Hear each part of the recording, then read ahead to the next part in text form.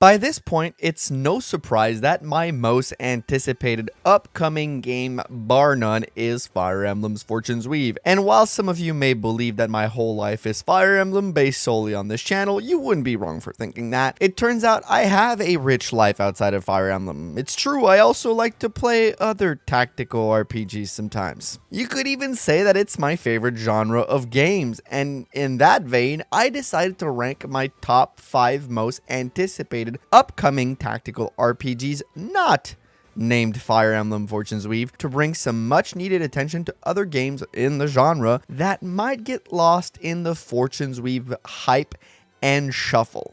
So without further ado, let's get this show on the road with an honorable mention that cannot be put on the list due to this game being released before this video sees the light of day, and that is Prelude Dark Pain. You see, when I initially started working on this video, Prelude Dark Pain was actually number 3 on this list of upcoming TRPGs. However, by the time this video will hit your timeline, that game will be out in early access. And while I have not played the early access yet, as of recording this video, I have played the demo. And I think this indie game has the potential to be a very big hit amongst tactical RPG fans. The first thing that drew me to this game was the art style, of course. This game features a grim, dark aesthetic that is hand-drawn with highly stylized cutscene that showcase this dark fantasy setting the game is based in, and character portraits that are very unique and complex. But beyond the obvious eye candy, once I booted the demo, I was met with a system of skills,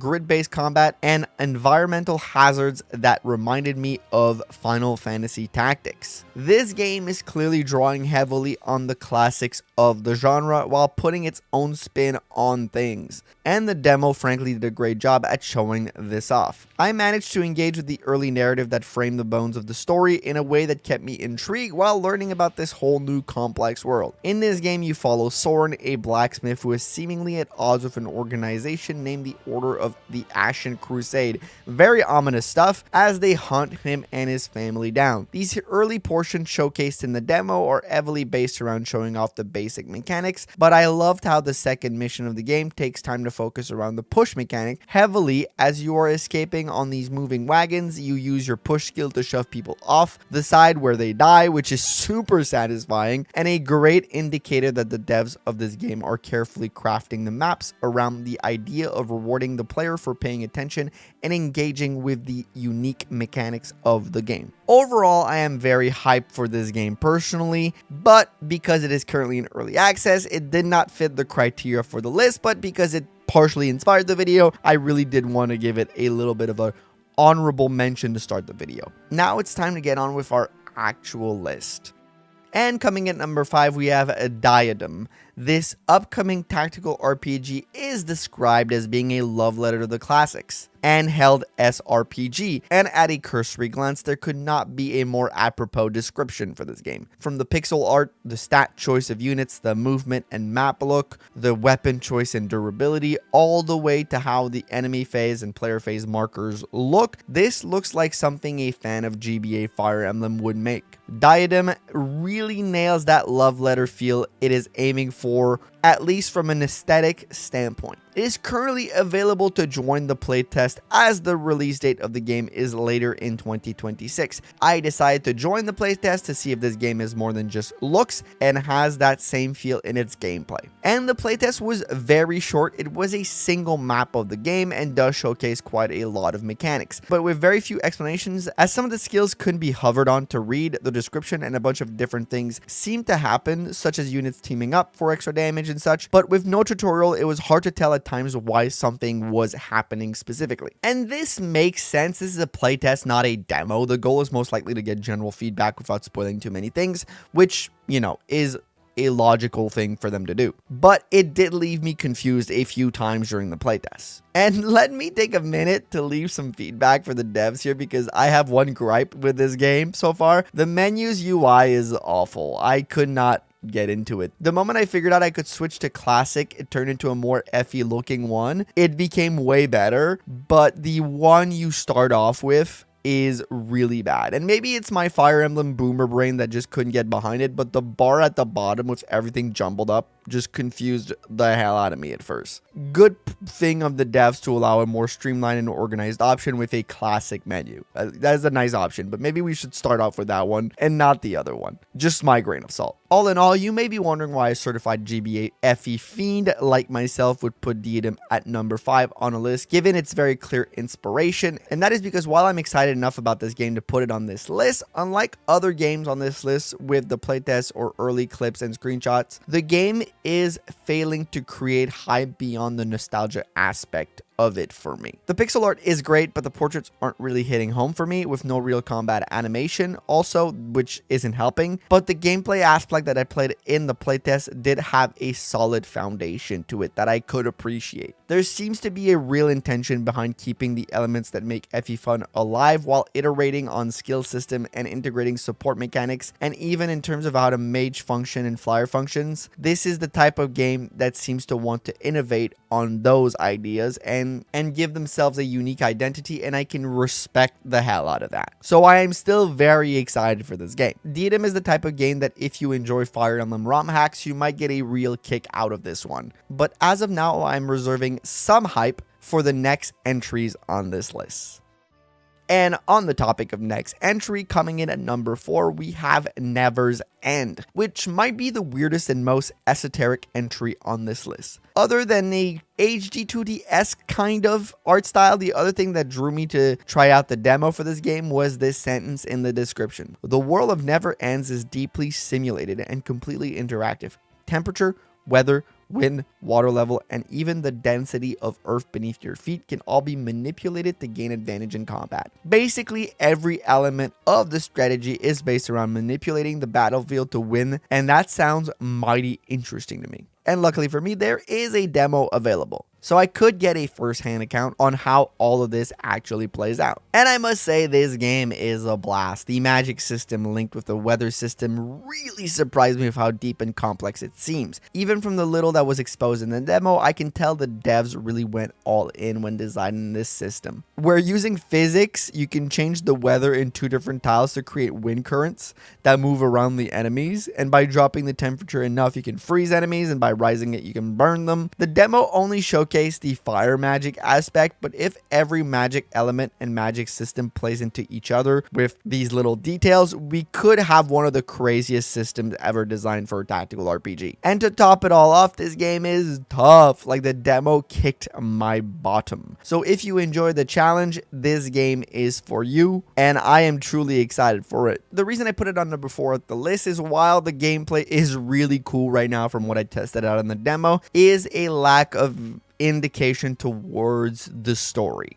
We only have a quick blurb on the Steam page and really nothing much else on that end. So, while the gameplay might be very solid, I'm still holding out to see what narratively they're going to try to do with this game. I am very hyped though, and I really truly think this game could be one for the ages for tactics fans, and I'm quite excited for that.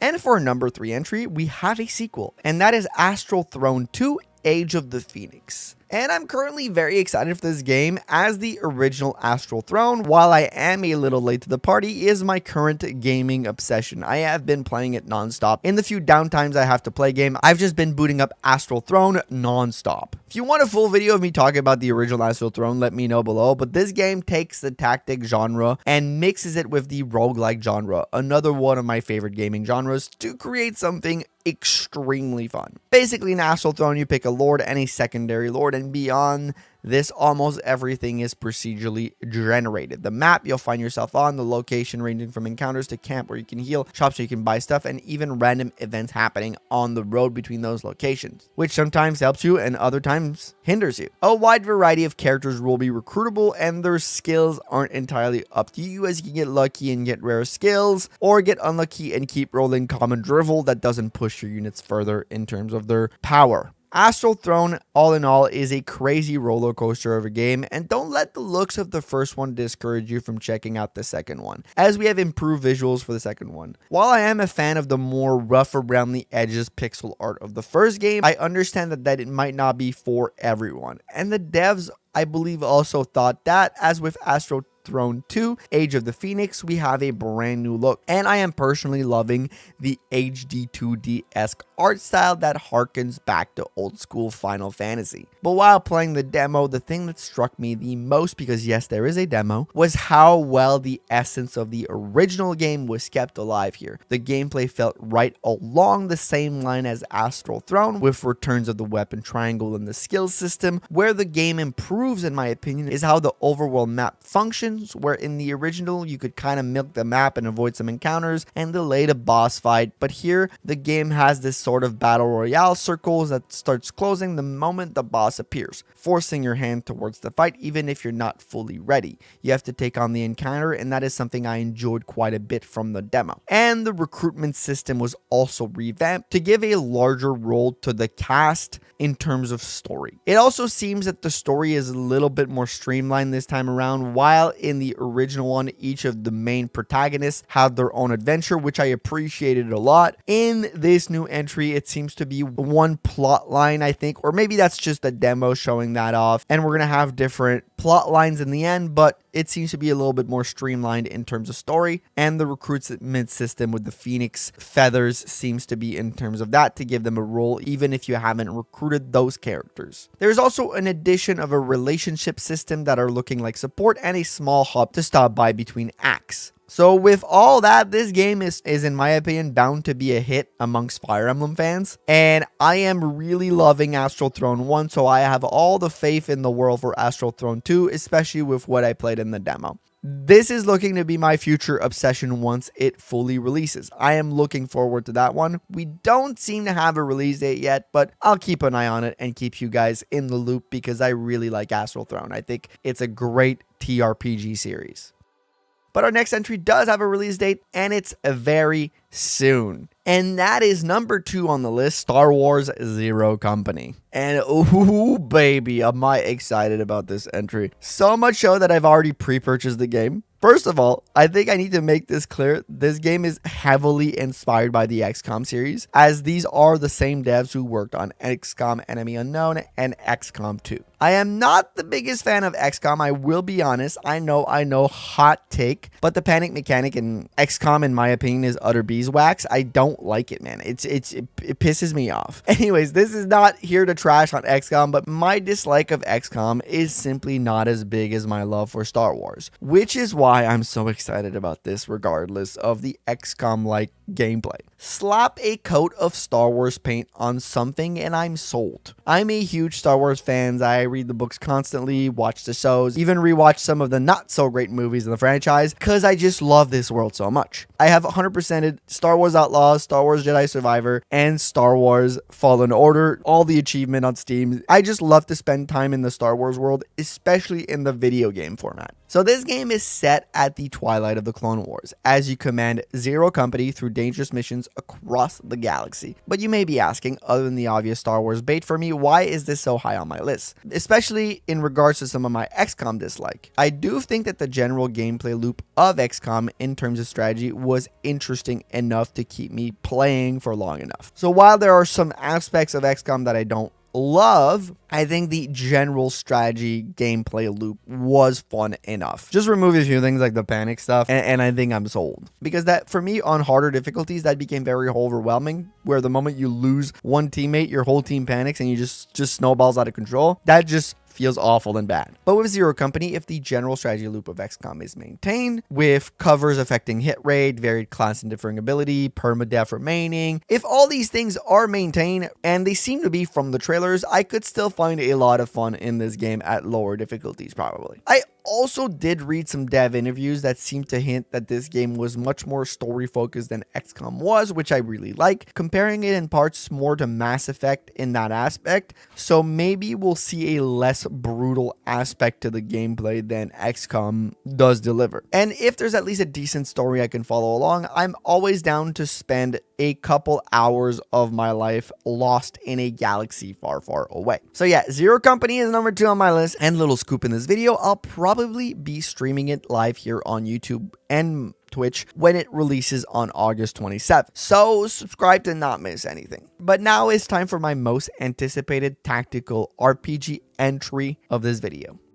So coming in at number 1, we have Souan, an eternal legend. And to give you an idea of how excited I am for this game, I even contributed to the Kickstarter, which is something I never do for video games. But here, every single piece of promotional material the dev for this game put out had me hooked.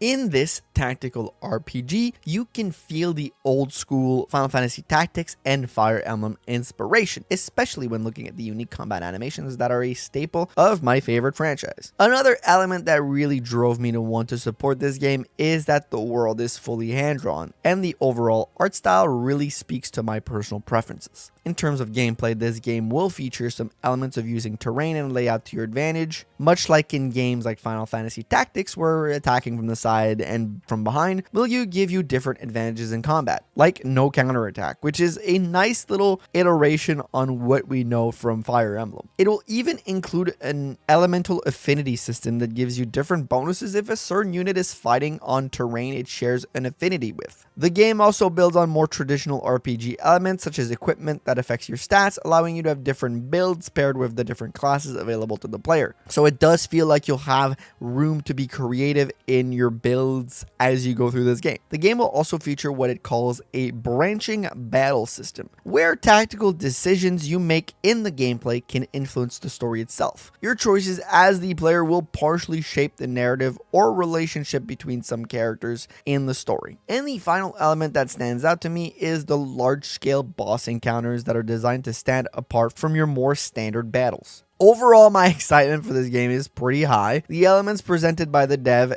so far have all been home runs for me, mixing in some of my favorite elements of some of my favorite games together in something that, if executed right, could be a game that is truly unique. Unfortunately, there is no demo available to test this game out at the moment, and I haven't shown everything I've seen on the Kickstarter page, as some of the things are logged behind backer exclusive updates, and I haven't asked the devs permission to share those, so I can't show more than what is available to all of y'all. I will be able to get access to early beta builds of the game, and once those are out, I will be reaching out to the devs to see if it's okay for me to share with you all and provide you updates right here on the channel. So if you're interested in seeing that, subscribe and not miss anything. But suffice to say that Souan, an eternal legend, is one of the games that I am most excited that is coming out in the next few years in the tactical RPG genre. But with all that being said, that is about it for me today. These are my 5